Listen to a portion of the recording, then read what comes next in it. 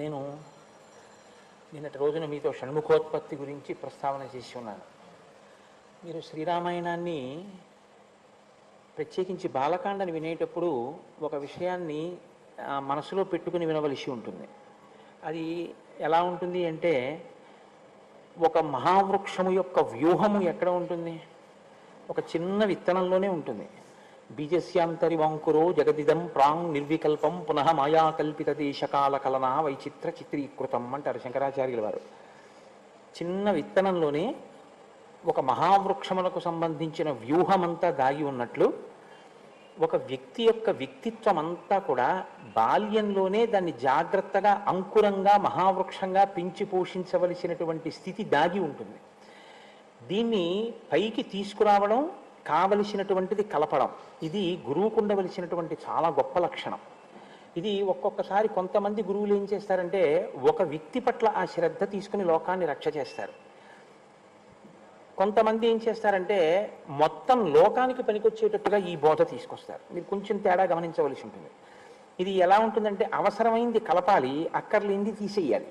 ఒక పంట పండాలి అంటే సస్యాన్ని రక్షించాలి, చీడపీడ పట్టకుండా చూడాలి, కొన్ని తీయాలి, కొన్ని కలపాలి. అలా కలపడం తీయడం అన్నది లేకపోతే, పట్టు విడుపు అన్నది లేకపోతే అసలు ఎప్పుడు జీవితంలో ఏది చేరుకోవాలో, దేన్ని సాధించాలో దాన్ని సాధించలేడు, దాన్ని చేరుకోలేడు. ఇప్పుడు రామచంద్రమూర్తికి అనేకమైనటువంటి అస్త్రములను కృప చేశారు విశ్వామిత్ర మహర్షి. చాలా తేలిక అంటే ఆయన దగ్గర ఉన్నది ఇచ్చేసేయడం తేలిక. ఇప్పుడు ఇచ్చేసిన తర్వాత దీనిని నువ్వు ఇలా ఉపయోగించవలసి ఉంటుంది సుమా, నువ్వు ఇలా లోకరక్షణ కొరకు పాటుపడాలి సుమా, ఇలా నువ్వు కోపడకూడదు, ఇలా వీటిని వాడేయకూడదు అని చెప్పారనుకోండి, అప్పటికి బాగుంటుంది, అలాగేనండి అంటారు. కానీ నిజంగా కోపం వచ్చేసినప్పుడు విశ్వామిత్ర మహర్షి మాటలు గుర్తు రావద్దు, చాలా కష్టం అలాగా. అందుకని తనతో పాటు శిష్యుణ్ణి తీసుకుని వెళ్ళేటప్పుడు విశ్వామిత్రుడు ఎటువైపుగా తీసుకెళ్లాలో అటువైపుగా తీసుకెళ్తున్నారు. ఇప్పుడు రామచంద్రమూర్తి ప్రశ్న వేస్తున్నారు విశ్వామిత్రుడిని, ఆయన మాట్లాడుతున్నారు. ఈ మాట్లాడడం అనేటటువంటిది ఎలా ఉంటోంది అన్నదాన్ని మీరు బాగా పరిశీలించండి. పరిశీలిస్తే మీకు ఒక విషయం అర్థమవుతుంది. భవిష్యత్తులో రామచంద్రమూర్తి యందు ప్రకాశించేటటువంటి సమస్త గుణములకు కూడా విశ్వామిత్రుని యొక్క బోధయే ప్రాతిపదిక అయి ఉంటుంది. ఎందుకంటే ఆయన అంత తేలికగా ఏం మాట్లాడ్డావు, ఎక్కడ అవసరమో అక్కడ కదలికని, ఎక్కడ ఆగాలో అక్కడ ఆగడాన్ని కూడా నేర్పుతుంటాడు. చాలా అందంగా మాట్లాడుతుంటాడు ఆయన. నేను మీకు బాగా ఇది అర్థమయ్యేటట్టు చెప్పాలి అంటే ఒక ఉదాహరణ చెప్తే మీరు పట్టుకుంటారు. నేను ఒక కారు కావాలి, కారులో పెడతాను అన్నాను అనుకోండి. అప్పుడు కోటేశ్వరరావు కాకినాడ వెళ్ళడానికి మీకు కారు ఏర్పాటు చేశాం, ఈ కారు కాకినాడ మీరు కావలసినంత వేగంతోనూ వెళ్ళిపోతుంది అన్నారు అనుకోండి. సరే, బ్రేకులు ఉన్నాయండి ఆ కార్కి, మధ్యలో ఎక్కడన్నా కావాలంటే ఆగుతుంది అంటే, ఎందుకంటే మీరు కాకినాడ కదా వెళ్ళడం, ఆ మధ్యలో ఆగడం ఎందుకు, అందుకని బ్రేకులు లేవు దానికి అన్నారు అనుకోండి. ఇప్పుడు ఆ కారు ఉపయోగం ఏమైనా ఉంటుందా? వేగము అన్నదానికి అర్థం ఏమిటంటే, ఎక్కడ ఆగాలో అక్కడ ఆగేటటువంటి లక్షణం కూడా ఉండాలి, లేకపోతే అందులో భద్రత లేదు. ఒక కారుకి యాక్సిలరేషన్ ఎంత అవసరమో, స్పీడ్ ఎంత అవసరమో, బ్రేక్ కూడా అంతే అవసరం. స్పీడ్ ఉండి బ్రేక్ లేకపోయినా, బ్రేక్ ఉండి స్పీడ్ లేకపోయినా అది కారు కాదు కదా. వ్యక్తిత్వము అంటే అర్థం ఏమిటంటే, చాలా విషయాలు తెలిసి ఉండి చెయ్యకూడనివి చెయ్యకుండా ఉండగలిగినటువంటి నిగ్రహం లేకపోయినా, చెయ్యకూడనివి చెయ్యకుండా ఉండగలిగిన నిగ్రహం ఉండి తెలుసుకోవలసినవి తెలుసుకుని అనుష్ఠించకపోయినా ఆ వ్యక్తిత్వానికి సమగ్రత ఉండదు. ఇప్పుడు మీరు బాగా దాన్ని పట్టుకున్నారని నేను అనుకుంటున్నాను. ఈ కోణంలో తయారు చేస్తున్నాడు రామచంద్రమూర్తిని విశ్వామిత్రుడు. ఏవి ఇవ్వాలో అవి ఇస్తున్నాడు. అస్త్ర సంపదని ఇచ్చేశాడు, ఏది దేశకాలముల యందు చెయ్యాలో నేర్పుతున్నాడు. ఇప్పుడు చెయ్యకూడనివేవో అవి బాగా జ్ఞాపకం ఉండిపోయేటట్టుగా చెప్తున్నాడు. దేని యందు బాగా మనసు కుదురుకోవాలో దాన్ని ఉదాహరణతో చూపిస్తున్నాడు. ఇది విశ్వామిత్ర మహర్షి యొక్క ప్రజ్ఞ, ఇదే గురువు యొక్క ప్రజ్ఞ అంటారు. మనకి సనాతన ధర్మంలో ప్రత్యేకించి ఈ బోధ అనేటటువంటి దానికి ఉన్నంత విలువ ఇంకా మిగిలిన దేనికి లేదండి. భారతీ తీర్థస్వామి వారు ఒకసారి అనుగ్రహ భాషణం చేస్తూ ఒక మాట అన్నారు, అసలు సేవలన్నింటిలోకి ఉత్తమమైన సేవ ఏది అంటే బోధ చేయుటయే. ఎందుకో తెలుసా అండి, బోధ చేస్తే వచ్చేటటువంటి మార్పు శాశ్వతం కాకుండా, మీతో ఇవాళకి నేను ఏదో 10 రూపాయలు 20 రూపాయలు ఖర్చు పెట్టించడం తాత్కాలికం, అది ఉపయోగపడదు. అందుకే మీరు బాగా గమనించగలిగితే మీరు ఒక రహస్యాన్ని పట్టుకుంటారు. సనాతన ధర్మంలో ఇతరులకు ఉపకారం చేయడానికి కానీ ఇతరులకు సేవ చేయడం కానీ సంస్థాపరమై ఉండదు. మీరు గమనించండి, శంకరాచార్యులు వారు ఎప్పుడు చెప్పినా స్కూల్ పెట్టండి అని శంకరాచార్యులు వారు చెప్పరు. శంకరాచార్యులు వారు హాస్పిటల్ కట్టండి అని చెప్పరు. నేను మన్నింపబడినది కాక, నా ఉద్దేశాన్ని సక్రమంగా అర్థం చేసుకోండి. ఎందుకు చెప్పరో తెలుసా అండి? సంస్థాపనం చెయ్యరు సనాతన ధర్మంలో సేవల్ని. ఇది పశ్చిమ దేశ సంస్కృతి. సేవ చేయడానికి ఒక సంస్థ ఉండాలి, మళ్ళీ ఆ సంస్థలో వాళ్ళందరూ చోట కూర్చోవాలి, వాళ్ళందరూ కప్పు కాఫీ తాగాలి, వాళ్ళు ఏదో మాట్లాడుకోవాలి, మేము ఇచ్చేవాళ్ళం, అవతల వాడు గుచ్చుకునేవాడు, మేము సేవ చేసేవాళ్ళం, వాడు సేవించుకునేవాడు, అది వాళ్ళ సిద్ధాంతం. ఇక్కడ అలా కాదు. జీవితంలో అంతర్భాగం పరోపకారం. అసలు పరోపకారం లేకుండా జీవితం ఇక్కడ లేదు. దానికి సంస్థాపనం చేయడం అన్నది ఉండదు. నా కుండలి, నా మకుటి, నా స్రగ్వి, నాల్పభోగవాన్, నా హస్తాభరణం, ఏది చూడండి మీరు. అందుకే అయోధ్య పట్టణంలో ఉండే ప్రజల యొక్క గుణములను వర్ణిస్తే నా దాత, అక్కడ దాత కానివాడు లేడు. ఇంకా సంస్థ ఎందుకండి? ఇంకా దానికి క్లబ్లోను సొసైటీలు ఏమిటి, చారిటబుల్ ఇన్స్టిట్యూషన్స్ ఏమిటి సేవ చేయడానికి? అలా ఉండదు. మీ మనసుని ప్రభావితం చేస్తుంది బోధ. ప్రతి వ్యక్తి సేవ చేయడానికి ముందుంటాడంతే. ఎవరో ఒక ఆయనకి ఊళ్ళోకి వచ్చారు, ఆయన కొత్తగా ఊళ్ళోకి వచ్చారు, మా ఇంట్లో భోజనం చేయండి అంటే మా ఇంట్లో భోజనం చేయండి అంటారు. అంతేగాని భోజనాలు పెట్టడానికి ఒక సంస్థ ఉండక్కర్లేదు. ప్రతి ఇంట్లో ఉన్నవాడు దానికి సిద్ధంగా ఉంటాడు. ప్రతి ఇంట్లో. అందుకే రంతిదేవుడు ప్రభు అయ్యుండి ఆ ఉపకారంతో ఉన్నాడు, శివి చక్రవర్తి ఆ ఉపకారంతో ఉన్నాడు, సత్యహరిశ్చంద్రుడు ఆ ఉపకార బుద్ధితో ఉన్నాడు.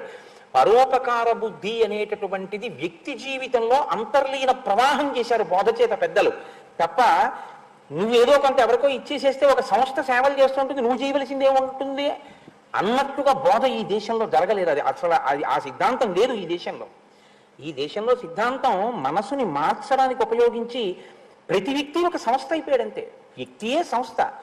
సంస్థలు సేవ చేయడం, వ్యక్తులు దానికి ఏదో కూర్చుని నిర్ణయాలు చేయడం అన్నది ఈ దేశపు సంస్కృతి కాదు.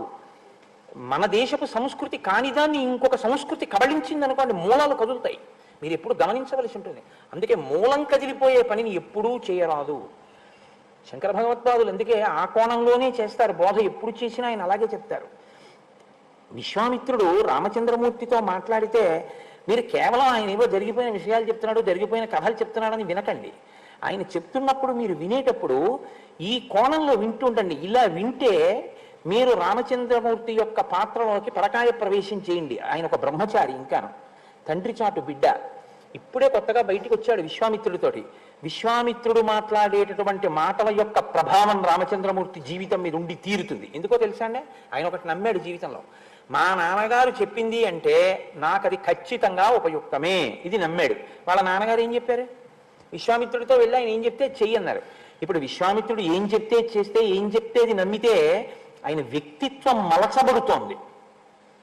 మలచబడుతోంది అంటే విశ్వామిత్రుడు మాట్లాడేటటువంటి మాటలే, వాటి యొక్క సారాంశమే ప్రవర్తన యందు రాముడు.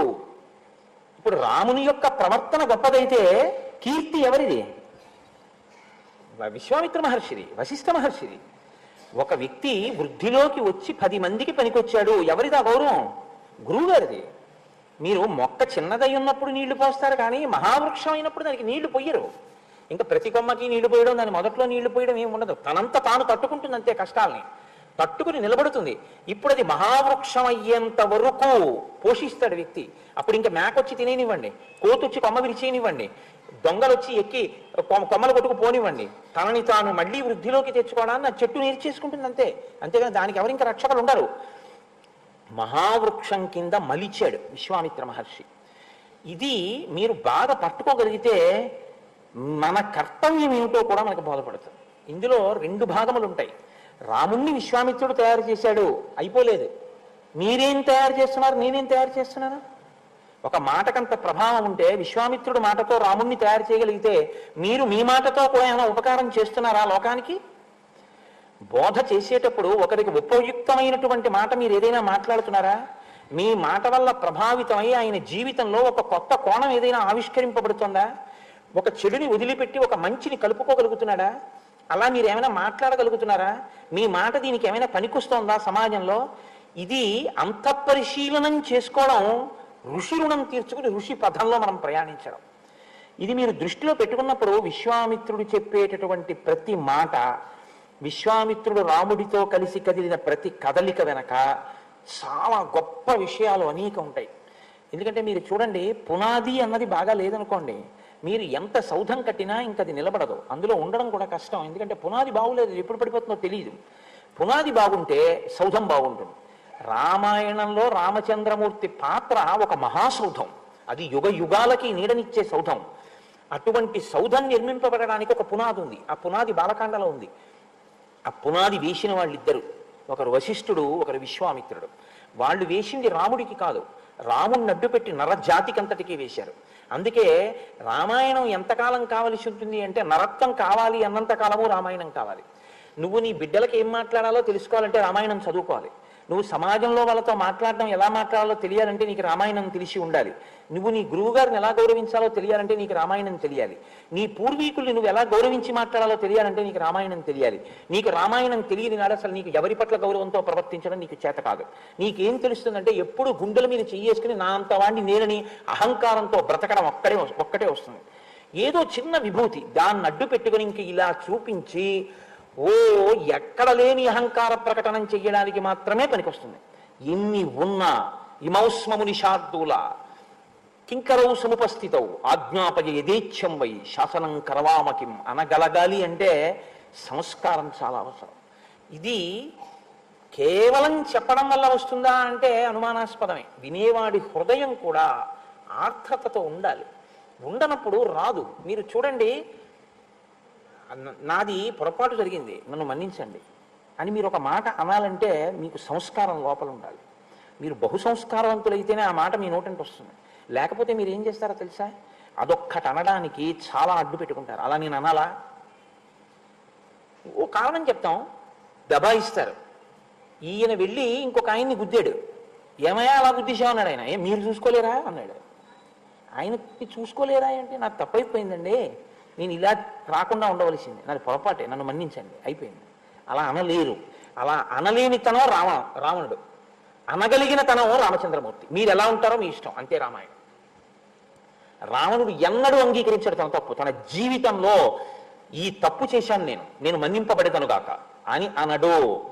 మనుష్యుడొక్కడే ఆ మాట అనగలడు, నన్ను క్షమించండి అనగలడు. అది ఔదార్యం అండి, అది సంస్కారం. ఆ మాట అనడం ప్రాణం పోయిన రావణాసురుడు ఆ మాట ఎప్పుడు దబాయించి మాట్లాడతారు. స్వధర్మో రక్షసాంభీరు సర్వధైవన సంచయ గమనం వా పరస్త్రీణాం హరణం సప్రమజ్జమ ఇదంతే చారు సంజాతే యవ్వనం వ్యతివర్తతే యతతీతం పునర్నైతి శ్రోత శ్రీఘ్రమపామివ. అలా ఉంటాయి రావణాసురుడు మాట్లాడితే. రాముడు మాట్లాడితే అలా ఉండదు. అత్యంత వినయంతో తన వల్ల ఏదైనా అపచారం జరిగిపోయిందేమోనని, ఎక్కడైనా జరిగిందని తనకు అనిపించిందో వెంటనే చెప్తాడు. తను చేస్తానన్నది చెయ్యనని అవతల వాళ్ళు అనుమానపడితే వాళ్ళ కర్మ అనడు రాముడు. రామో దిర్నాభిభాషతే, అమ్మా నాకు 2 మాటలు రావమ్మా అంటాడు. ఇది రాముడు. మీరు ఎలా ఉండాలనుకుంటున్నారు మీ ఇష్టం, మీరు ఎలా చెక్కబడాలనుకుంటున్నారు మీ ఇష్టం. కానీ రామాయణం మాత్రం మీకు 2 మార్గాల్ని చూపిస్తుంది. నువ్వు ఎలా వెళదాం అనుకుంటున్నావో నువ్వు వెళ్ళవచ్చు. ఈ మార్గం వెంట వెడితే నీ ఫలితం ఇలా ఉంటుంది, ఈ మార్గం వెంట వెడితే యుగాలు మారిపోవచ్చు, నీకు దేవాలయాలు ఉంటాయి, నీ పేరు చిరస్మరణీయమై ఉంటుంది. నువ్వు ఎలా ఉండాలనుకుంటున్నావో, నీ వాళ్ళని ఉద్ధరించాలనుకుంటున్నావో, తాము తరించిన వాళ్ళని కూడా కిందకి లాగేసి నరకంలోకి తీసుకెళ్లాలనుకుంటున్నావో నీ ఇష్టం. నీ చేష్టితముల చేత నువ్వు ఎలా అయినా ఉండొచ్చు. ఇది రామాయణం యొక్క తీర్పు. మీరు ఆ కోణంలో అలా చెక్కినటువంటి రామచంద్రమూర్తి యొక్క స్వరూపంలో విశ్వామిత్ర మహర్షి యొక్క వాగ్వైభవాన్ని మీరు అనుభవించండి. నేను మళ్ళీ ఎందుకు ఈ మాట చెప్తున్నానంటే, విశ్వామిత్ర మహర్షి యొక్క పాత్ర ఇంకా రేపటి వరకే కనపడుతుంది, ఇంకా తర్వాత ఇక శ్రీరామాయణంలో కనపడదు. నేను మళ్ళీ మీతో చెప్తున్నాను, ఎందుకో తెలుసా అండి, కష్టపడి వేసిన పునాది ఎప్పుడూ కనపడదు. పునాది భూమి లోపలే ఉంటుంది. మిగిలిన వాళ్ళందరూ ఏమంటారంటే బెడ్రూమ్ చాలా బాగా కట్టారండి, హాల్ బాగా కట్టారండి, ఇంటీరియర్ డెకరేషన్ చాలా బాగా చేశారండి అంటారు. కానీ అబ్బా ఇన్నంతస్తుల భవనం కట్టారంటే కింద పునాది ఎంత గట్టిగా నిర్మాణం చేశారండి అని ఎవరు అడగరు. ఎవ్వరూ అడగకపోయినా, ఎవ్వరూ ప్రశంసించకపోయినా, ఎవ్వరూ దాన్ని గుర్తించకపోయినా ఇది గుర్తింపబడడానికి కారణం మాత్రం నేనే. ఈ తృప్తి, ఈ మాట వినపడుతుందో లేదో కూడా భూమిలో ఉన్న పునాదికి చాలు, నా మీద ఇది నిలబడి ఉంది, దీన్ని నేను నిలబెట్టగలిగితే నా జన్మ ధన్యమని ఆ పునాది అలాగే ఉంటుంది. శ్రీరామాయణంలో విశ్వామిత్రుడు వశిష్ఠుడు కూడా అంతే. ఈ దేశంలో గురువు గారిని పిలిపించుకున్నటువంటి వాళ్ళ పాత్ర ఎంత జాగ్రత్తగా ఉండాలో, మాట ప్రధానంగా ఎంత జాగ్రత్తగా ఉండాలో, ఎంతగా ప్రభావితం చేసేదై ఉంటుందో నేర్పింది మనకి శ్రీరామాయణం. కాబట్టి మీరు ఆ కోణంలో అవధరించెదరుగాక. రామచంద్రమూర్తితో మాట్లాడుతున్నాడు విశ్వామిత్రుడు. నిన్నటి రోజున షణ్ముఖోత్పత్తి చెప్పారు. రాముడు అన్నాడు, అసలు నిజంగా నాకు ఆ షణ్ముఖోత్పత్తి వింటుంటే, ఆ సుబ్రహ్మణ్య జననం వింటుంటే నాకు చాలా ఆశ్చర్యంగా ఉంది అన్నాడు. అలా అనడం వెనక ఎన్ని రహస్యాలు ఉన్నాయో, అతను దాంపత్య జీవితం గురించి రాముడిలో ఎంత అవగాహన ఏర్పడిందో, వ్యక్తిగత జీవితాలు ఎప్పుడు తుఫాన్లోకి వెళ్ళిపోతాయో, చిన్ని రాముడికి ఎన్ని విషయాలు అర్థమయ్యాయో మీరు గ్రహించవచ్చు. ఇప్పుడు అంటున్నాడు విశ్వామిత్రుడు, అయోధ్యాధిపతి శూర పూర్వమాసీన్ నరాధిప సగరో నామధర్మాత్మ ప్రజాకామ సచా ప్రజ వైదర్భిదుహిత రామ కేశినీ నామనామత జ్యేష్ఠా సగరపత్నీ సా ధర్మిష్ఠా సత్యవాదిని అరిష్టనీ విదుహిత రూపేణ ప్రతిమా భువి ద్వితీయా సాగరస్యాసీత్ పత్ని సుమతి సంజ్ఞిత. ఆయన ఒక మాట చెప్తున్నాడు. రామ, మీ వంశంలోని పూర్వం సగరుడు అనబడేటటువంటి ఒక చక్రవర్తి ఉండేవాడు. ఆయనకి 2 భార్యలు. దక్షిణ నాయకత్వం అంటారు. దక్షిణ నాయకత్వం అంటే బహుభార్యాత్వం, ఒకరికన్నా ఎక్కువ. అది మహారాజులకు అంగీకరింపబడింది. దశరథ మహారాజు గారికి 365 మంది భార్యల కన్నా ఉండేవారు అని. కాబట్టి అయోధ్యాధిపతి శూర, అయోధ్యాధిపతి అయినటువంటి మహాశూరుడైనటువంటి సగర చక్రవర్తికి 2 భార్యలు. ఆయన పరమధర్మాత్ముడు. రాజ్యాన్ని చాలా ప్రజల మనసు చూరగొనేటటువంటి రీతిలో పరిపాలన చేసినటువంటి వాడు. వైదర్భదుహితారామ కేశిని నామనామత. ఆయన విదర్భరాజు యొక్క కుమార్తె అయినటువంటి కేశిని ఆయన యొక్క పెద్ద భార్య. ఆవిడ జ్యేష్ఠా సగరపత్ని సా ధర్మిష్ఠా సత్యవాదిని. ఆమె చాలా ధర్మమును అనుష్ఠించేటటువంటి స్వభావము కలిగినది, సత్యమును మాట్లాడుతుంది. విదుహిత రూపేణ ప్రతిమా భువి ద్వితీయా సాగరస్యాసీత్ పత్ని సుమతి సంజ్ఞిత. అరిష్టనేమి అని మారుపేరు కలిగినటువంటి కశ్యప ప్రజాపతి యొక్క కూతురు అన్నారు వ్యాఖ్యాతలు చాలా చోట్ల. ఆ అరిష్టనేమి యొక్క కుమార్తె అయినటువంటి సుమతి అనబడేటటువంటి ఆమె గొప్ప లావణ్యవతి, సౌందర్యవతి. ఆమె సగర చక్రవర్తి యొక్క 2వ భార్య. 2 భార్యలతో సగర చక్రవర్తి చాలా సంతోషంగా కాలం గడుపుతున్నాడు. సంతానం లేదు. ఇక్ష్వాకు వంశంలో తరచుగా ఈ సమస్య మీకు కనపడుతూ ఉంటుంది. సంతానం ఉంటూ ఉండదు. దిలీపుడు అదే సమస్య, సగర చక్రవర్తి అదే సమస్య, దశరథ చక్రవర్తి అదే సమస్య. అందుకే భగీరథుడు దీనికి ఒక శాశ్వతమైన పరిష్కారాన్ని సాధించే ప్రయత్నం చేశాడు. అంటే వంశ చరిత్రని అర్థం చేసుకోవడం అన్నది ఎంత ముఖ్యమో మీరు తెలుసుకోవలసి ఉంటుంది. ఇవాళ మనకి ఏమైపోయిందంటే, లోకంలో చదువు అంటే అది ఎక్కడి వరకు పరిమితం అయిపోయిందంటే, కేవలం పుస్తకం చదువుకోవడం అంతే చదువు అంటే. తప్ప మీ తాతగారు ఎవరండి అని అడిగారు అనుకోండి తెలియదు, మీ గోత్రం ఏమిటండి అని అడిగారు అనుకోండి తెలియదు, మీ ఋషులు ఎవరండి అని అడిగారు అనుకోండి ఏమి తెలియదు, మీ మేనత్ ఎవరు వాడికి తెలియదు. ఎందుకంటే మనం అసలు పంపం. అందులో ఎటువంటి సిస్టమ్ మనం ఇవాళ తయారు చేసేసుకున్నాం అంటే ఇది ఒక దారుణమైనటువంటి స్థితి. నాకు తరచుగా అదే జ్ఞాపకానికి వస్తుంటుంది. పౌల్ట్రీ ఫార్మ్స్ ఉంటాయి, కోళ్ళు పెంచేటటువంటివి. మీరు ఎప్పుడైనా చూశారో లేదో, నీకు అదే పని అనుకోకండి, చూసినది గుర్తొస్తుంటుంది అంతే. ఆ పౌల్ట్రీ ఫార్మ్స్లో కోళ్ళని పెంచుతుంటారు. అవి ఎక్కువ స్వేచ్ఛగా తిరగడానికి చోటు ఉంచారు. కోడి పక్కన కోడి, కోడి పక్కన కోడి దగ్గరగా పెరుగుతాయి. ఎందుకంటే అవి కొంచెం ఎక్కువ కదిలితే వాటికి ఉన్నటువంటి శక్తి క్షయం అవుతుందని ఎక్కువ కదలడానికి అవకాశం ఇవ్వరు వాటికి. అది అక్కడే పుడుతుంది, అక్కడే పెరుగుతుంది, అక్కడే తింటుంది, అక్కడే విసర్జిస్తుంది, అక్కడే గుడ్డెడుతుంది. వాడు వచ్చి కింద నుంచి గుడ్డెట్టుకుపోతాడు. ఆఖరణ దాని యొక్క ఒకే ఒక యాత్ర ఏమిటంటే అదే దాని అంతిమ యాత్ర. వాటి కాళ్ళన్నీ కలిపి ఓ గుత్తి కింద కట్టి పడుకుపోతారు. చాలా దారుణంగా ఉంటుంది ఆ స్థితి. అది తీసుకెళ్ళడం కూడా పాపం తలలు రోడ్డు కొట్టుకుపోతుంటే తీసుకెళ్తారు. తీసుకెళ్ళి పైన ఎక్కింది అంటే దాని కంఠం పోయిందని గుర్తు, కింద ఉంది అంటే కంఠం పోవడానికి క్యూలో ఉందని గుర్తు. అంతే దాని జీవితం. ఇవాళ మనం పిల్లల్ని స్కూలుకు పంపించే విధానం కూడా అంతే. 30 మంది కూర్చునేటటువంటి తరగతి గదిలో పౌల్ట్రీ ఫామ్లో కోళ్ళు ఎలా ఉంటాయో అలా 60 మంది కూర్చుని ఉంటారు. పొద్దున్న 6 గంటలకు వెళ్తే రాత్రి 8 గంటల వరకు చదివే దిక్కుమాల చదువు. ఆ చదువుకు అర్థమే ఉండదు. వాడికి ఇంకేమీ తెలియదు. వాడికి ఏం తెలుసు అంటే స్టాప్ వాచ్ పెట్టి 60 నిమిషాల్లో ఎన్ని బిట్లు చేసేయగలం. సంస్కారాన్ని పక్కన పెట్టని చదువు ఇదే ప్రమాదం అంతా తీసుకొచ్చేస్తుంది. అక్కడే వచ్చింది ఇబ్బంది అంతా. చదువుది తప్ప అంటే సంస్కారం లేని చదువుది తప్పు, సెల్ ఫోన్ది తప్ప అంటే సెల్ ఫోన్ది తప్పు కాదు. ప్రవచన మంటపంలో సెల్ ఫోన్ వినడం, సెల్ ఫోన్ మాట్లాడడం, సెల్ ఫోన్ రింగ్ వచ్చేటట్టుగా దగ్గర పెట్టుకోవడం తప్పు. ఇదే నేను చెప్పింది. విశ్వామిత్రుడు నేర్పింది ఏమిటి అంటే నిగ్రహం నేర్పాడు రామచంద్రమూర్తికి. నిగ్రహం లేకుండా ఏది ఉన్నా ప్రమాదమేనండి. కాబట్టి నేను ఈ మాట ఎందుకు చెప్పవలసి వచ్చింది అంటే ఆ సగర చక్రవర్తికి 2 భార్యలున్నా సంతానం లేరు. ఇప్పుడైనా సంతానం కోసమని తపస్సు చేయడానికి వెళ్ళాడు. ఎక్కడికి వెళ్ళాడు? హిమవంతం సమాసాద్య భృగు ప్రస్రవణే గిరవు. భృగు ప్రస్రవణము అనబడేటటువంటి ఒక పవిత్రమైనటువంటి ప్రదేశాన్ని చేరుకున్నాడు హిమవత్ పర్వతం మీద. ఎందుకంటే దేశము, కాలము, ప్రదేశము, దేశమే ప్రదేశము. దేశమునకు ఒక శక్తి ఉంటుంది. శృంగేరి పీఠం శృంగేరిలోనే ఎందుకు ఉండాలి? గుంటూరులో పెట్టకూడదా శంకరాచార్యుల వారంటే? శృంగేరిలో ఆ శక్తి కనపడింది, తపోశక్తి. దేశమునకు ఆ శక్తి ఉంటుంది, భూమండలమునకు. కాబట్టి ఇప్పుడు అక్కడికి వెళ్ళి ఆయన తపస్సు చేశాడు భార్యలతో కలిసి. ఎవరి గురించి? అదో గమ్మత్తు. భృగు మహర్షి గురించి తపస్సు చేశాడు. మహర్షి దర్శనానికి తపస్సు చేశాడు. అంటే మీరు ఇక్కడ ఒక విషయాన్ని గమనించవలసి ఉంటుంది. దేవతలు ఎంత శక్తివంతులో ఋషులు కూడా అంతే శక్తివంతులు. ఋషి కూడా మీకు అలాగే కృప చెయ్యగలడు. కాబట్టి ఆయన ఋషి గురించి తపస్సు చేశాడు. చేస్తే ఋషి ప్రత్యక్షమయ్యారు భృగు మహర్షి. దేనికి తపస్సు చేస్తున్నావు అది అడగక్కర్లేదు, ఆయనకి తెలుసు. ఆయన అన్నాడు, నీకు 2 భార్యలు కదా, ఒక భార్య యందు బహుసంతానము, అంటే చాలా మంది పిల్లలు పుడతారు. ఒక భార్య యందు వంశకరుడు జన్మిస్తాడు. చాలా తథాస్తు. ఆయన వెళ్ళిపోతున్నారు. కుతూహలం అని ఒకటి ఉంటుంది లోకంలో. కుతూహలం అన్నది ఎందులోంచి వస్తుందో తెలుసా అండి? మీ మనసు యొక్క స్థితిలోంచి వస్తుంది. వెంకటాచలంలో దర్శనం చేసుకుని మీరు బయటకు వస్తున్నారు అనుకోండి, ప్రసాదం ఇస్తుంటారు. ఇలా ఇలా ఇలా ఇలా చూస్తుంటాడు. ఇటు కౌంటరు అటు కౌంటరు, 2 దారులు ఉంటాయి. ఇటు నుంచి ఇస్తారు, అటు నుంచి ఇస్తారు. ఇటు అటు కూడా చూసి పెడతాడు. ఎందుకంటే చక్ర పొంగలి ఇటిస్తున్నారని చూస్తాడు.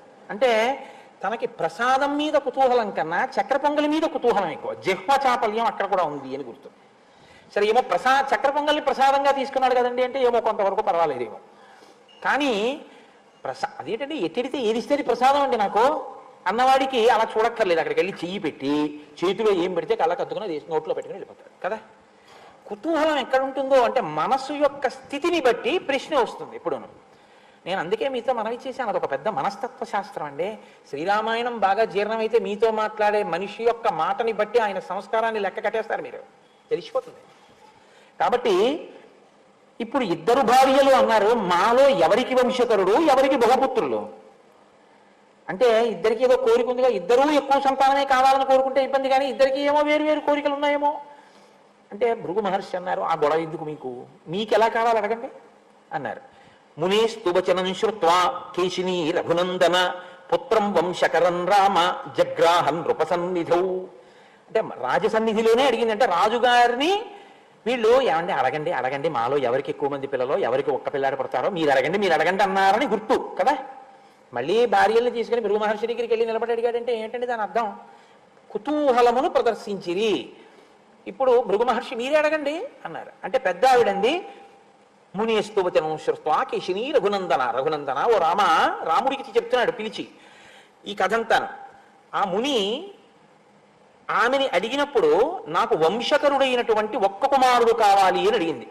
అందుకని మహర్షి అన్నారు, తథాస్తు, నీకు వంశకరుడైన కుమారుడు లభిస్తాడు. 2వ ఆవిడంది, షష్ఠిం పుత్ర సహస్రాణి సుపర్ణ భగినీ తదా మహోత్సాహాన్ కీర్తిమతో జగ్రాహ సుమతి సుతాం. సుమతి 2వ భార్య. ఈవిడ చాలా చిత్ర విచిత్రమైనటువంటి స్థితిలో ఉంటాయి ఒక్కొక్కరి మనస్సు. ఆ మాటకి ఉండేటటువంటి అర్థాన్ని తెలుసుకోకుండా, దాని లోతుపాతులు పరిశీలనం చేయకుండా గబుక్కుని ఉత్సాహపడిపోతే అలాగే ఉంటుంది. షష్ఠిం పుత్ర సహస్రాణి, 60,000 మంది పిల్లలు నాకు కావాలని, ఎక్కువ మంది పిల్లలు కావాలని. 60,000 మంది పిల్లలు. సుపర్ణ భగినీ తదా, కశ్యప ప్రజాపతి కూతురు కాబట్టి గరుత్మంతుని చెల్లెలు. అందులో సుపర్ణ భగినీ తదా గరుత్మంతుని చెల్లెలు సుమతి. మహోత్సాహాన్ కీర్తిమతో. మహోత్సాహాన్ అంటే, ఈ మహోత్సాహాన్ అంటే ఎటువంటిదంటే ఈ పని చెయ్యి అన్నారు అనుకోండి, ఏమంటే అలా చేస్తే ఇబ్బంది వస్తుందేమో ఒకసారి ఆలోచించండి అని అనడు. ఒకవేళ ఎవరైనా ఇంకా చెప్దామన్నా అక్కడ ఉండడు. ఏమయ్యో ఆగలా వెళ్ళిపోతున్నట్టు దానివల్ల ఇబ్బంది వస్తుందేమో అని మళ్ళీ ఏమైనా చెప్దాం అనుకున్నారు అనుకోండి, ఆయన అక్కడ ఉండడు, వెళ్ళిపోతాడు ఆ పని మీద. అత్యుత్సాహం అనమాట. మహోత్సాహాన్ అంత ఉత్సాహం ఉన్నవాళ్ళు 60,000 మందిని కీర్తిమతో, కానీ కీర్తిని గణిస్తారు, అంటే వాళ్ళ పేరు మీద అలా కీర్తి నిలబడిపోతుంది.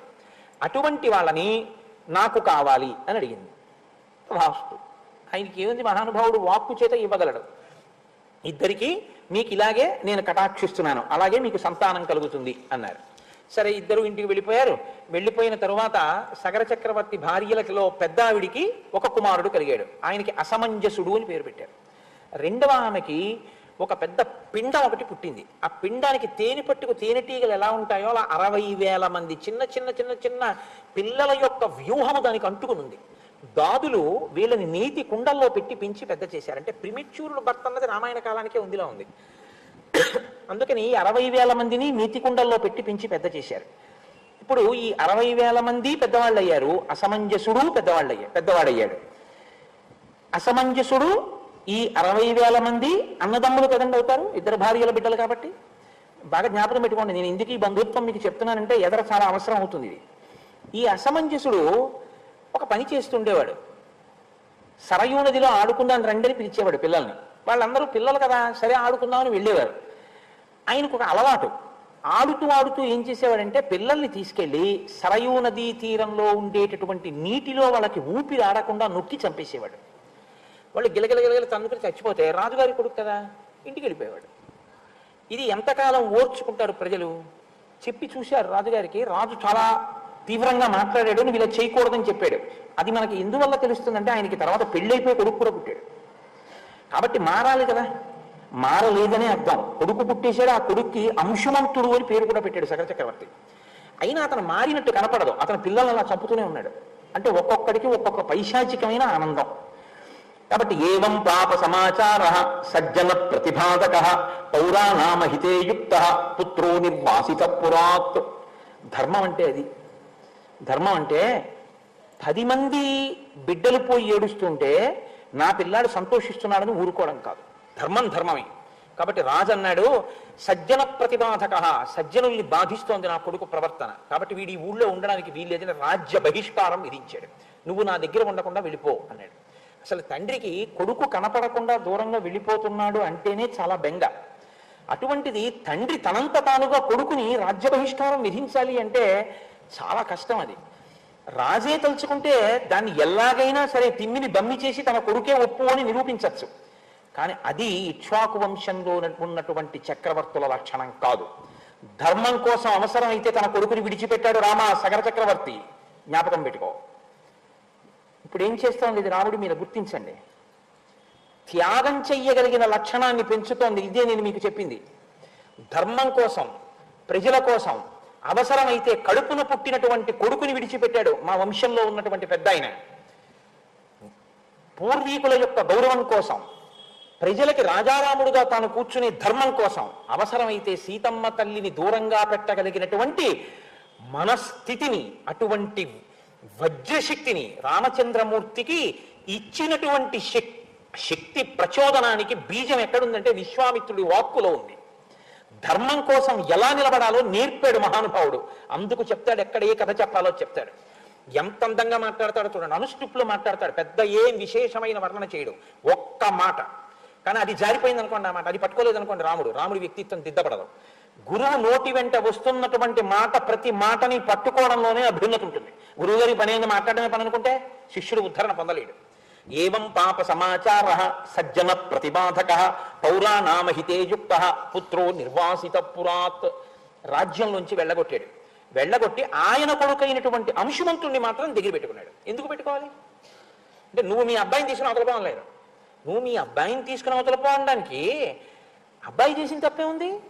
మనవణ్ణి ఉంచుకున్నాడు. నేను కూడా నా నాన్నగారితో పోతానన్నాడు అనుకోండి, అయితే పోంటాడు. అలా అనలేదు వాడు. అంటే వాడు ధర్మాధర్మ విచక్షణ ఎరిగినవాడు, పిల్లవాడి స్థాయిలో ఉన్నవాడు. కాబట్టి నేను వాడంటున్నాను. మా నాన్నగారితో వెళ్తానని లేదు, మా తాతగారితో ఉంటానన్నాడు. అంటే తాతగారు బిడ్డని విడిచిపెట్టేస్తే మా నాన్నగారిని పంపించిన మా తాతగారి ధర్మనిష్ట అంత గొప్పది అని తాతగారి పక్కన మనవడు ఉండిపోయాడు. తండ్రి ఆ స్థితి, కొడుకు ఈ స్థితి, పైన తండ్రి తాతగారిది ఆ స్థితి, మధ్యలో ఉన్నవాడిది ఇంత విచిత్రమైన స్థితి. ఎందుకు వస్తాయి ఇలాగా? అదే కర్మ ఫలితాలంటే. ఎంత గమ్మత్తుగా ఉంటుందో చూడండి. మీరు అదొక్కటి పట్టుకుని ఎంతైనా విశ్లేషణలోకి వెళ్ళచ్చు. రాముడి మనసులోకి నాటుకుపోతున్నాయి ఇవన్నీ. నేను పుట్టిన వంశం ఇంత గొప్పది, నా ముందు ఉన్నటువంటి వాళ్ళు అంత గొప్పవాళ్ళు, నేనొక్క పొరపాటు చేస్తే వాళ్ళందరూ సిగ్గుతో తలంచుకుంటారు. మా వంశంలో చెడపుట్టాడు వీడు, వీడి వల్ల మేమందరం ధర్మాత్మలమై కూడా ఇలా తల దించుకు నిలబడుతున్నాం, వీడు మా వంశంలో పుట్టినందుకు అని వాళ్ళు బాధపడతారు. నేను అలా ప్రవర్తించకూడదు, మా తాత మా తండ్రులు గౌరవింపబడాలి, నన్ను చూసి సంతోషించాలి, మా రాముడు ఇటువంటి వాడు అని వాళ్ళు సంతోషించాలి. అబ్బా ఏమి అంశవంతుడు, ఏమి సగర చక్రవర్తి, ఏది చేస్తే ప్రభు రాజ్యంలోంచి పంపించేయచ్చు అంటే ఊరి క్షేమం కోసం అవసరమైతే తన కొడుకును వదిలేశాడు. తన కొడుక ఊరా అంటే ఊరే కొడుకు కాదు, ఇది ప్రభు అంటే. ఊరా కొడుక అంటే ఊరిపోతే పోయింది, నా కొడుకు బాగుండాలన్నవాడు ప్రభువుగా కూర్చోవడానికి అనర్హుడు కదండి. ఇది రామాయణం అంటే. ఇది నేర్పుతోంది, ఒక రాజుకు ఉండవలసినటువంటి లక్షణాన్ని నేర్పుతోంది. ఇందులోంచి వచ్చాడు రాజారాముడు. ఈ రాజారాముడు మనకి ఆదర్శ పురుషుడయ్యాడు. చెక్కినవాడు విశ్వామిత్రుడు. అందుకే నాకు ఆయన పేరు చెప్తే చాలంత గౌరవం. నాకు బాలకాండ చెప్పడం అంటే ఎందుకు సంతోషం అంటే ఆ మహానుభావుడి పేరు 10 మాటలు ఉచ్చరిస్తానని సంతోషం. కాబట్టి విశ్వామిత్రుడే కాదు, లోకంలో ఎక్కడ ఏ గురుస్థానంలో ఉన్న వ్యక్తి అయినా నా దృష్టిలో ఆయన విశ్వామిత్ర తత్వం ఉన్నవాడే అని నేను నమ్ముతాను. కాబట్టి తస్య పుత్రోం శుమాన్ నామ అసమంజస్య వీర్యవాన్ సమ్మత సర్వలోకస్య సర్వస్యాపి ప్రియం వదః. ఆయన కుమారుడైనటువంటి అంటే అసమంజసుని కుమారుడైనటువంటి అంశుమంతుడు మాత్రం ధర్మాత్ముడై లోకంలో ఉండేటటువంటి ప్రజలందరి చేత ప్రేమింపబడి అందరి చేత గౌరవింపబడ్డాడు. సగర చక్రవర్తి చాలా సంతోషించారు అని ఆయన అన్నారు. సగర చక్రవర్తి అశ్వమేధయాగం చేశాడు అన్నారు, అంతే అని తర్వాత విషయానికి వెళ్ళిపోబోతున్నారు. ఆయన పరిశీలనం చేస్తాడు. ఇలా చెప్పినా వింటాడా? దాంట్లో వివరం తెలుసుకోవాలని ఏమైనా కోరుకుంటాడా? అందుకని అన్నారు సగర చక్రవర్తి అశ్వమేధయాగం చేశాడయా, అశ్వమేధయాగం పూర్తయిపోయింది. తర్వాత ఆయన వంశంలో అంటున్నారు, ఆగండి ఆగండి ఆగండి ఆగండి గురువుగారు ఆగండి ఒక్కసారి, అశ్వమేధయాగం చేశారా?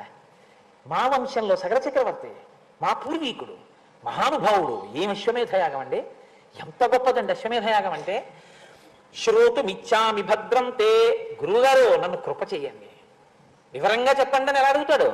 గురువుగారు నన్ను కృప చెయ్యండి, శ్రోతుమిచ్చామి, నాకు బాగా వివరంగా వినాలనుంది. మహానుభావులు ఎంత గొప్పగా చేశారండి మా పూర్వీకులు, విస్తరేణ కథామిమాం, బాగా వివరించి నాకు చెప్పరా గురువుగారు నా మీద కృపచేత. పూర్వకోమే కథం బ్రహ్మన్ యజ్ఞం వై సముపాహరత్. ఆ యజ్ఞం చెయ్యడం అంటే అంత తేలిగ్గా ఏముండదు అశ్వమేధయాగం.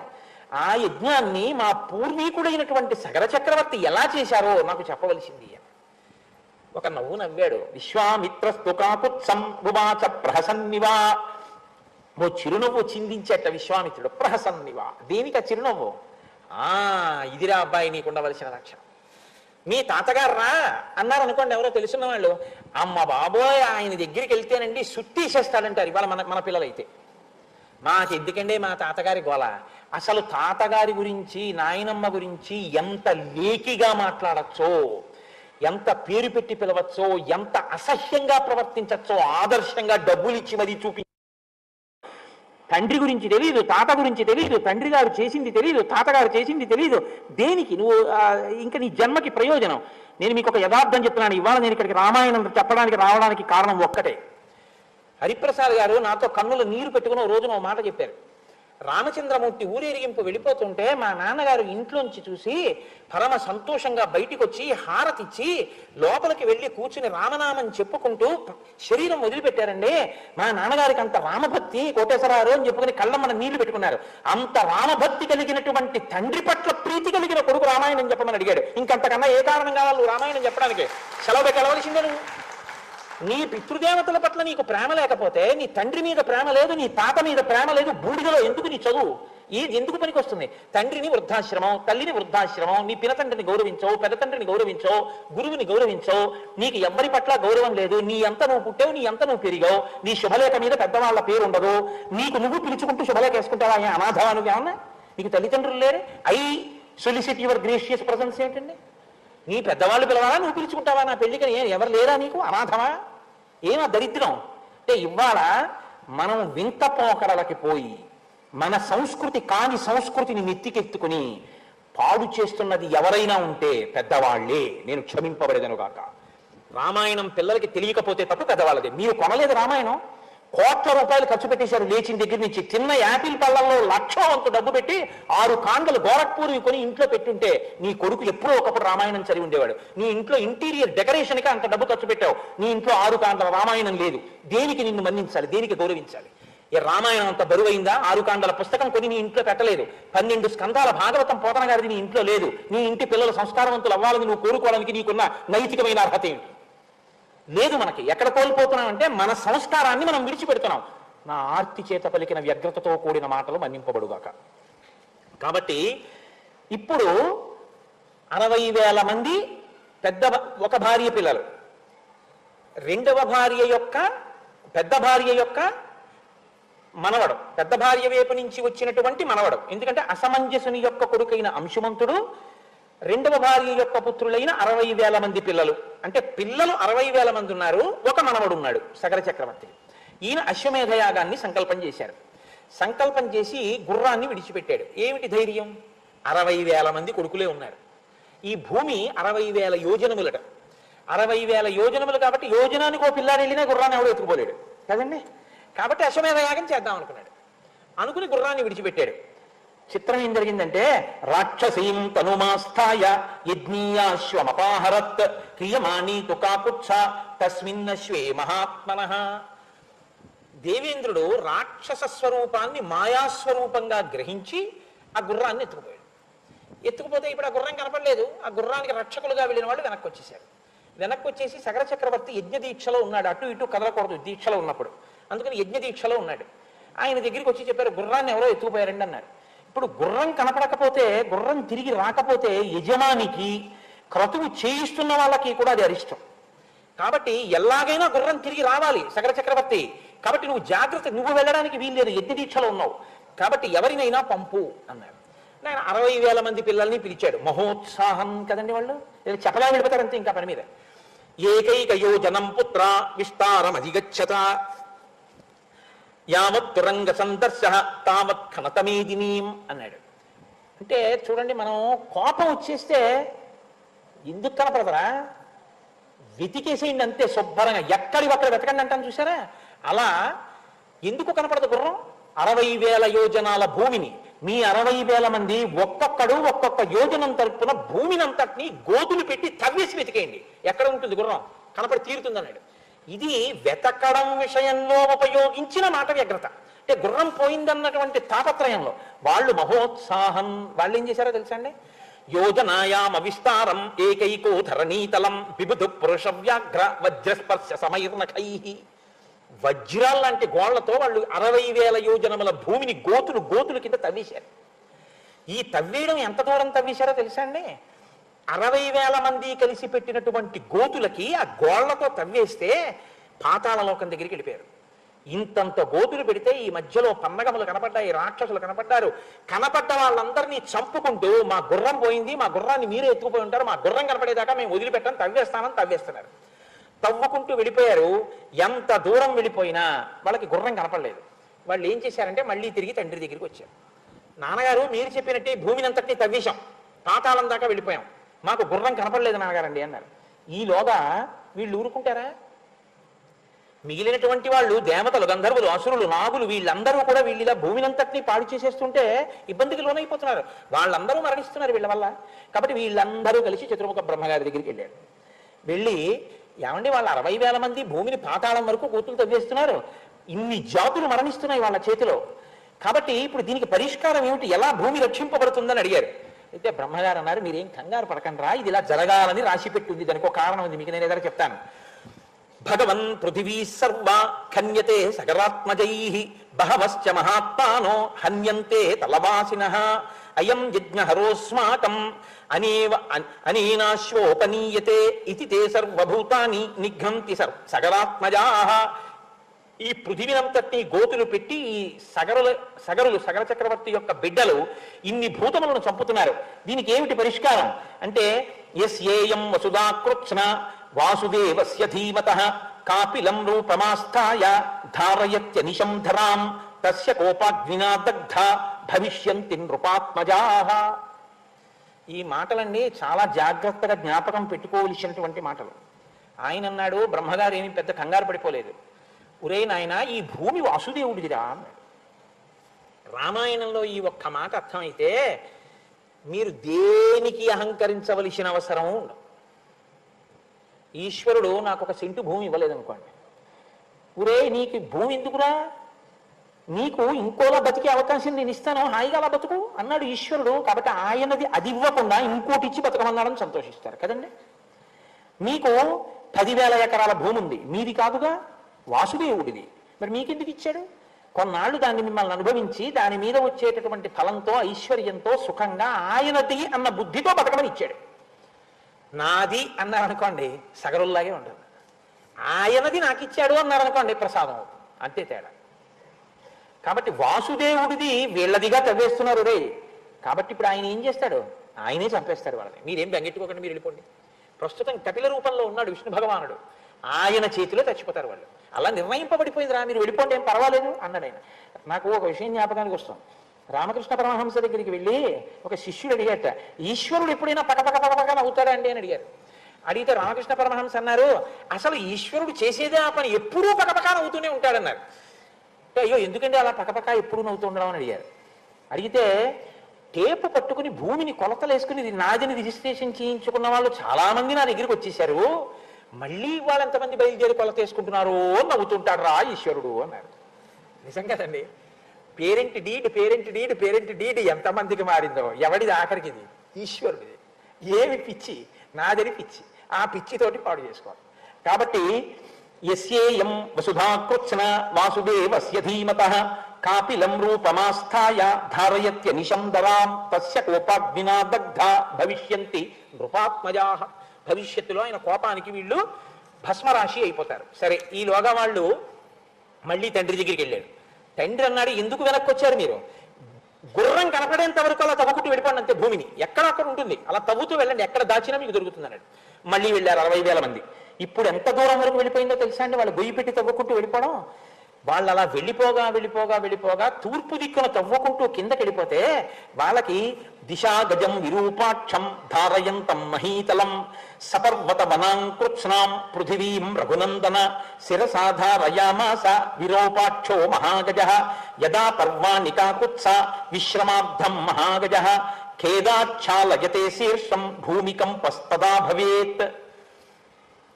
అప్పుడు వాళ్ళు తూర్పు దిక్కుగా కిందకి వెడితే వాళ్ళకి అక్కడికి వెడితే విరూపాక్షం అనేటటువంటి ఒక పెద్ద ఏనుగు ఒకటి కనపడింది. అది మోస్తోంది భూమిని తన కుంభస్థలం మీద. అది ఈశ్వరుడు యొక్క నిర్ణయం. ఇదంతా మన ప్రజ్ఞ అంటాం మనం. ఆయన పెట్టాడు అక్కడ దిగ్గజాలని, ఆ గజం మోస్తోంది. ఆ విరూపాక్షం అన్నది తూర్పు దిక్కున భూమిని అది బరువు మోస్తోంది. దానికిట అప్పుడప్పుడు తలకాయ నిప్పిడుతుంది. కుంభస్థలం నిప్పి పెడితే అది కొంచెం నిప్పి తగ్గడం కోసమని ఇలా అంటుంది. ఇలా అన్నప్పుడు భూమి కంపిస్తూ ఉంటుంది. రామా, విశ్వామిత్రుడు చెప్తున్నాడు రామచంద్రమూర్తితో, భూమి కంపించడానికి కారణం అదిగో అది. ఆ ఏనుగుకి తల నిప్పి పెడితే ఒకసారి తల కదుపుతుంది, అది తల కదిపిందో భూమి కంపిస్తుంది. ఇక్కడ మీరు ఒక విషయాన్ని కొంచెం జాగ్రత్తగా గమనించాలి. ఏనుగండి అసలు ఎప్పుడూ తల కదపకుండా ఉండదు. ఏనుగు ఏం చేస్తుందో తెలుసా అండి? ఇంకా అసలు కదులుతూ వెళ్ళడానికో కదలడానికో ఇంకా అవకాశం లేదనుకోండి, దానికి అలా అవకాశం లేనిది ఒక్కసారే ఉంటుంది. ఎప్పుడో తెలుసా? మావటివాడు ఏం చేస్తాడంటే అంకుశాన్ని దాని 2 కాళ్ళ ముందు ఇలా పెడతాడు అడ్డంగా. మీరు ఎప్పుడైనా గమనించండి, క్షేత్రాలకు వెళ్ళినప్పుడు కర్ర ఇలా పెట్టి తను కూర్చుంటాడు ఆ పక్కన. ఏనుగు వంక చోటు ఇంకైనా అలా పక్కన కూర్చుంటాడు. మావటివాడు అంకుశం కానీ ముందు పెడితే ఏనుగు ఇంకా తన శరీరాన్ని కదిపి దాన్ని దాటి వెళ్ళదిహ, మళ్ళీ అంకుశం తీసే వరకు వెళ్ళదు. అంత పెద్ద ప్రాణి అయినా దానికి ఉన్న క్రమశిక్షణ అది అలా లొంగిపోతుంది అంతే, అది వెళ్ళదిహ. కాబట్టి అది ఏం చేస్తుందంటే అది కదలకుండా ఉండలేదు. అందుకని తొండాన్ని ఇలా ఊపుతుంది, ఇలా ఊపుతుంది. మీరు ఎప్పుడైనా చూడండి, తలకాయ ఇలా ఊపుతూ ఉంటుంది. ఎందుకంటే ఇలా వెళ్ళడానికి దానికి అవకాశం లేదు, కర్ర అడ్డుంది. కర్ర ఏంటంటే చెట్లు ఎరగొట్టేస్తుంది, వెళ్ళదా అంటే గౌరవం అంతే. ఏనుగు లొంగిపోతుంది మావటి కర్రకి, మనం మాత్రం మన మనసుని లొంగదీయలేం. ఇది మన బలహీనత, అది ఆ ప్రాణి క్రమశిక్షణ అంతే. కాబట్టి అంత కదిలే స్వభావం ఉన్న ఏనుగు కదలకుండా మోస్తోంది భూమిని, ఈశ్వర శాసనం. అది అప్పుడప్పుడు ఇంకా తలకాయ ఖేద పడితే కదుపుతుంది, భూమి కంపిస్తుంది. రామా తంతే ప్రదక్షిణం కృత్వా దిశాపాలం మహాగజం మానయంతో హితే రామ జగ్ముర్భిత్స్వ రసాతలం. వాళ్ళు ఆ ఏనుక్కి ప్రదక్షిణం చేసి పాతాళలోకంలోకి వెళ్ళిపోయారు. 60,000 మంది తూర్పు దిక్కుకే వెళ్ళరుగా, అందరూ తలో దిక్కుకి వెళ్తారు. కొంతమంది దక్షిణ దిక్కును తవ్వారు. దక్షిణ దిక్కున తవ్వి కిందకెడితే దక్షిణ దిక్కున ఇంకో ఏనుగు మోస్తోంది. మహాపద్మం మహాత్మానం సుమహత్ పర్వతోపమం శిరసాధారయం తంతే విస్మయం జిగ్మురుత్తమం. మహాపద్మము అని పేరు కలిగినటువంటి ఏనుగు దక్షిణ దిక్కున మోస్తోంది. ఆ ఏనుగు యొక్క పరిస్థితి కూడా అంతే. అంటే ఇంత పెద్ద భూమి కుంగిపోకుండా ఉండాలంటే అన్ని వైపులా మొయ్యాలి, 4 దిక్కుల. వాళ్ళు ఆ ఏనుగుని కూడా చూశారు, దానికి ప్రదక్షిణం చేశారు, కిందకి వెళ్ళిపోయారు పాతాళ లోకంలోకి. ఇంకో కొంతమంది పశ్చిమ దిక్కుని తవ్వారు. అంటే మీకు చెప్పేటప్పుడు విశ్వామిత్రుడు ఎలా చెప్తున్నాడంటే ప్రదక్షిణ పురస్సరంగా చెప్తున్నాడు. ఇది ఆయన అంతర్ముఖత్వం, ఆయనకి ఎంత జ్ఞానం ఉందో చూడండి. ప్రదక్షిణ పురస్సరంగా ఏ విషయాన్నైనా ఆలోచించడం, ప్రదక్షిణ పురస్సరంగా కదలడం గౌరవానికి గుర్తు. విరాట పర్వంలో అర్జునుడు యుద్ధానికి వచ్చాడు. ద్రోణాచార్యుల వారు ఎదురుగుండా నించున్నారు. నించుంటే ఉత్తర కుమారుడు సారథ్యం చేస్తున్నాడు. అర్జునుడు ప్రత్యేకం చెప్పాడు, ఎదురుగుండా ఉన్నవారు ఎవరో తెలుసా? మా గురువు గారు. ఆయన పెట్టిన భిక్ష నాకు ఈ విద్య. ఎవరి రథానికైనా ఎదురుగుండా నా రథాన్ని పెట్టు, ఒక్క ఆయన రథానికి ఎదురుగుండా నా రథాన్ని పెట్టద్దు. ఎందుకో తెలుసా? నేను ఆయన్ని యుద్ధానికి పిలిచినట్టు అవుతుంది. ఆయన నా మీద బాణాలు వేస్తే నేను వేస్తానంతే తప్ప ఆయనకి ఎదురుగుండా వెళ్ళొద్దు, ఆయనకు దగ్గరగా నడవద్దు, దగ్గరగా రథాన్ని తీసుకెళ్ళద్దు. ఎందుకంటే ఏమో గురువు గారు రథం కదుపుకుందాం అనుకుంటున్నారేమో, మనం అడ్డెళ్ళకూడదు. అందుకని గురువు గారికి రథానికి దూరంగా వెళ్ళని, ప్రదక్షిణ పురస్సరంగా వెళ్ళని, అప్రదక్షిణంగా మాత్రం కదలకు. ప్రదక్షిణంగా కదులు.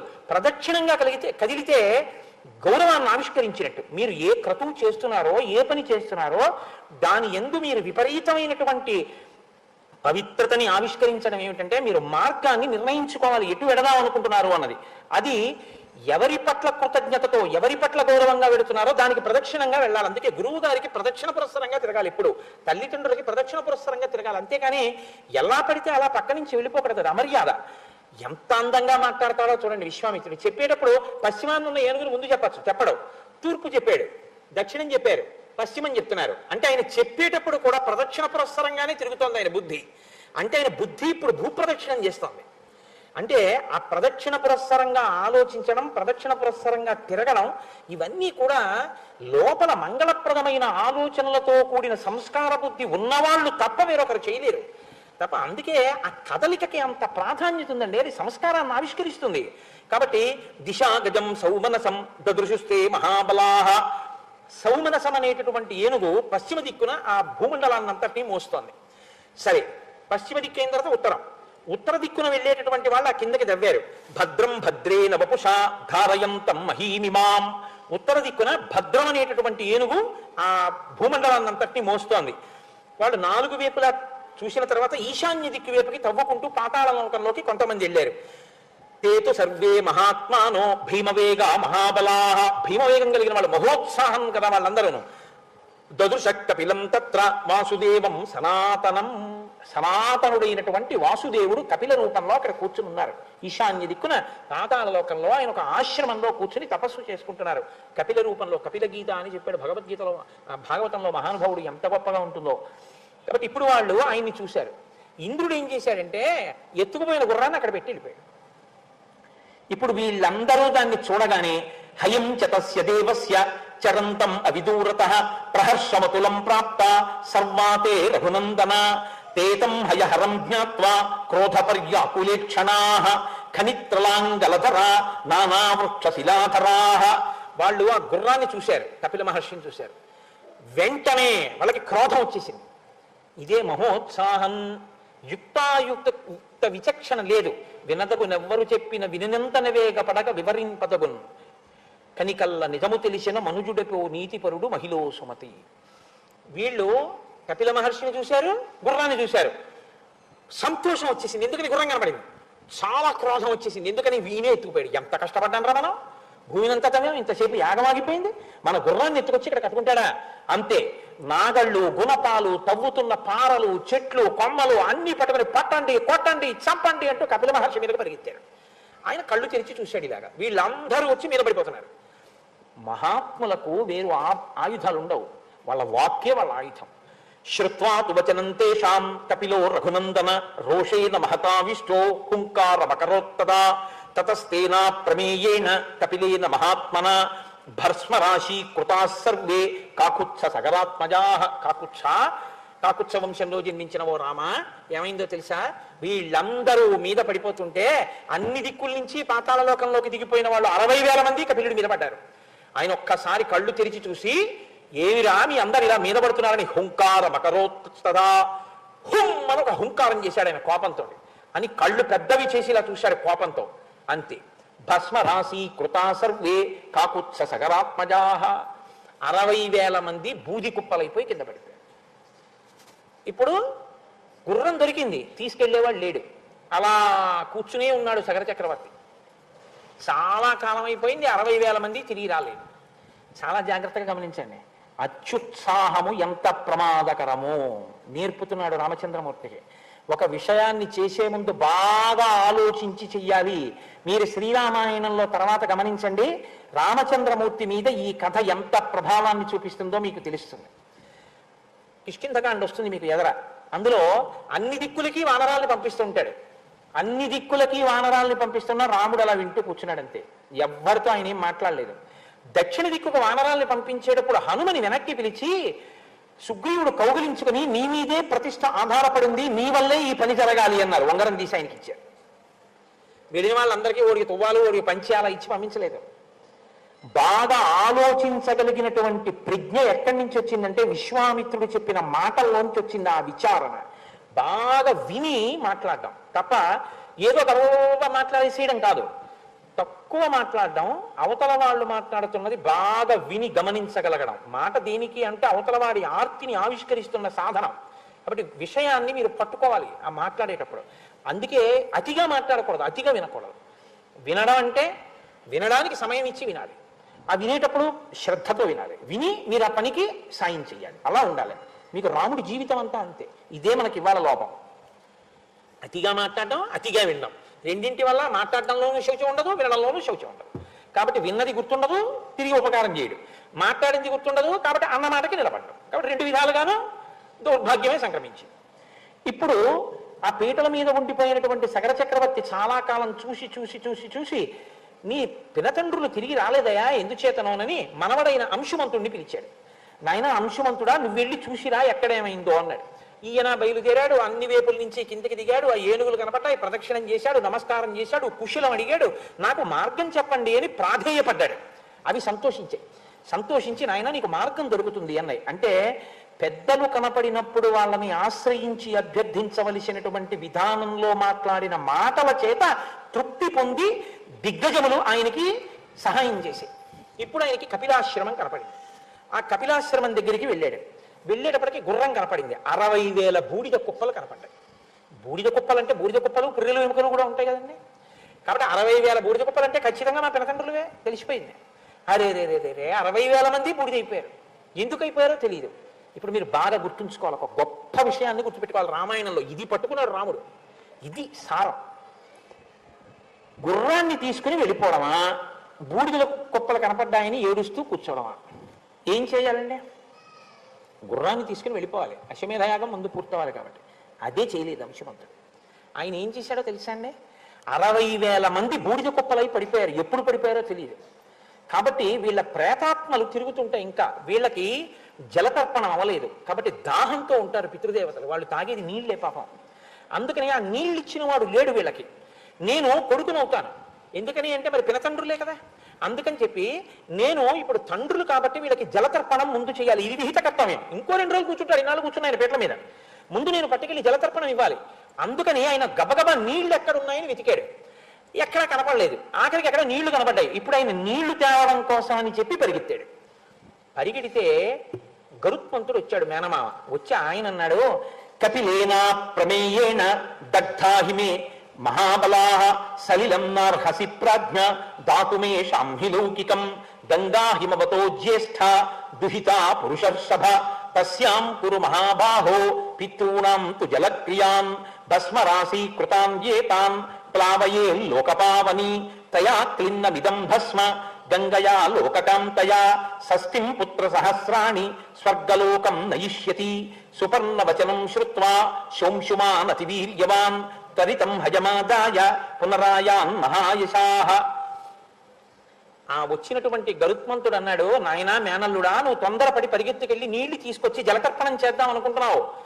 నీ పితృదేవతలకి, అంటే ఈ చనిపోయినటువంటి పినతండ్రులకి ఈ భూమిలో ఉన్నటువంటి నీళ్లు తీసుకెళ్లి పితృతర్పణం చేసి నీళ్లు విడిచిపెట్టినా వాళ్ళకి ఆ నీళ్లు ముట్టవు.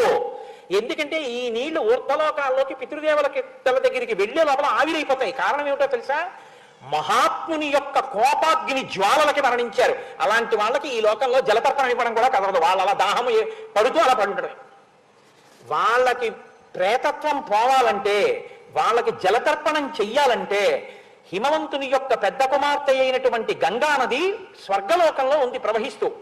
ఆమెని భూలోకం మీదకి తీసుకురావాలి, భూలోకం నుంచి పాతాళ లోకంలోకి తీసుకురావాలి. పాతాళ లోకంలో ఉన్నటువంటి ఈ భస్మరాసుల మీద గంగ ప్రవహించాలి. అప్పుడు వాళ్ళకి దాహం తీరి వాళ్ళు ప్రేతత్వం నుంచి విముక్తి పొంది ఊర్ధలోకాలకు ఎడతారు. అలా పట్టుకురాగలవా? ముందు గుర్రం బట్టి వెళ్ళు, ఇవ్వకు నీళ్లు వాళ్ళకి అందదని చెప్పాడు. అంటే బాగా గమనించండి, తొందర పడిపోవడం చాలా తేలిక. Think twice before you leap అని ఇంగ్లీష్లో సామెత. 2 మార్లు ఆలోచించు దూకే ముందు. Marry in Heist and repent at leisure అంటారు. తొందరపడి పెళ్లి చేసుకుని జీవితాంతం విచారించడం. అలా తొందరపడి పని చేసేసి తన వాళ్ళకి కూడా ఇబ్బంది తెచ్చే పనులు చేయకూడదు. పాపం చెయ్యడం చాలా చాలా తేలిక, జ్ఞాపకం పెట్టుకోండి. అప్పటి సుఖం కోసం ఒక పాపకర్మ చేసేయడం చాలా తేలిక. ఒక్కొక్కసారి ఆ పాపకర్మ ఎంత కట్టి కుడుపుతుందో తెలుసా అండి? ఒక్కసారి శరీరం వదిలిపెట్టిన తర్వాత ఇంకా మిమ్మల్ని ఉద్ధరించడం ఎవ్వరికీ చేతకానంత స్థాయిలోకి వెళ్ళిపోయి కూర్చుంటుంది. అది ఇక ఎవరు ఉద్ధరించలేరు. ఈ చేసిన పని చిన్నది, కానీ వీడు మాత్రం దాహం తీర్చేవాడు కూడా లేక పడుంటాడు. అలా ఎందుకు ఆ స్థితి? ఎందుకంత అత్యుత్సాహం? ఇది తలకాయలోకి వెడుతోంది రామచంద్రమూర్తికి. అన్నిటికన్నా దేనికి పెద్దపీట వేశాడంటే, గుర్రం తీసుకెళ్ళడం కన్నా పితృదేవతలకి జలతర్పణం చేయడం మీద శ్రద్ధ పెట్టాడు. పితృదేవతలకి శ్రాద్ధకర్మ చెయ్యడం అనేటటువంటిది ఎంత ముఖ్యమైనటువంటి విషయమో మనకు అర్థమవుతుంది. ఏమండి, నేను ఒక్క మాట అడుగుతాను, మీరు మరోలా అనుకోకుండా ఆలోచించండి. నేను తక్కువ చేసి మాట్లాడటం లేదు. ఆగస్టు 15 వస్తే అంత సంతోషంగా మనం జాతీయ పతాకాన్ని ఆవిష్కరించి ఒక శాల్యూట్ చేసి నమస్కారం చేసి వస్తాం. అది చాలా మంచిదే. జన్మనిచ్చినటువంటి తండ్రి కష్టపడి పెంచి పెద్ద చేసి శరీరం విడిచిపెట్టిన రోజు గుర్తు పెట్టుకుని ఒక్క 20 రూపాయలు పెట్టి స్వయం పాకం ఇప్పించుకునేటటువంటి స్థాయి తండ్రికి లేదండి. అంత పనికిమాలిన వాడా తండ్రి? జన్మనిచ్చాడే, పెంచి పెద్ద చేశాడే, ముద్దులాడాడే, భుజాల మీద ఎక్కించుకున్నాడే, గుండెల మీద పడుకోబెట్టుకున్నాడే, కొడుకా కొడకా అని అంత తాపత్రయపడ్డాడే, నీకోసం అహర్నిశలు పరిశ్రమించాడే. అటువంటి తండ్రి చచ్చిపోయిన రోజు నీకు జ్ఞాపకం లేదు. ఆ రోజున 10 నిమిషాలు పోనీ నువ్వేం చెయ్యొద్దు. బియ్యం ఓ బెల్లం గడ్డ, ఒక్క 11 రూపాయలు నాన్నగారి పేరు చెప్పి ఇవ్వడానికి ఖాళీ నీకు లేకపోతే ఏం చెప్పాలా సంస్కారాన్ని? ఇంకా ఆ పాటి చెయ్యలేదండి తండ్రి. కానీ అది అన్నిటికన్నా గొప్పదంటున్నాడు విశ్వామిత్రుడు. గుర్రాన్ని తీసుకెళ్ళలేదా అశ్వమేధయాగం పూర్తవడానికి? పితృదేవతలకి జలతర్పణం చేయడానికి పరిగెత్తాడు తెలుసా మీ వంశంలో ఉన్నవాడు? ఈ మాట చెప్పాడండి? ఇలా చెప్పాడని చెప్పినట్టు చెప్పలేదు. పరిగెత్తాడయా అని చెప్పాడంతే. సుపర్ణుడు అడ్డుపడ్డాడయా అని కూడా చెప్పాడు. అంటే ఏమయ్యో, తొందరపడి తప్పు చేసేయడం తేలిక, కానీ ఇందులో ఎప్పుడూ ఉండిపోగా, ఇందులోంచి వెళ్ళాక నిన్ను ఏమీ ఉద్ధరించలేవు. ఈ భూమి మీద ఉన్నవేమీ ఉద్ధరించవు. కాబట్టి నీ కొడుకు మాత్రం ఏం చేస్తాడు? ఈ భూమి మీద ఉన్న పెట్టే చెయ్యాలి. ఈ భూమి మీద ఉన్నవేవి నిన్ను ఉద్ధరించలేని స్థితికి నువ్వు వెళ్ళి ఇందులోంచి విడిపోయిన తర్వాత దాహమో దాహమో అని అక్కడ పడి కొట్టుకుంటుంటే ఉద్ధరించడం అంటే ఎంత కష్టం అవుతుందో చూడండి. ఏకకాలమునందు శ్రీరామాయణంలో విశ్వామిత్ర మహర్షి రామచంద్రమూర్తిని ఎన్ని రకాలుగా దిద్దేస్తున్నారో చూడండి మీరు. కనపడుతోంది అలా దిద్దుతున్నట్టు ఏమన్నా? కానీ వింటున్నటువంటి రాము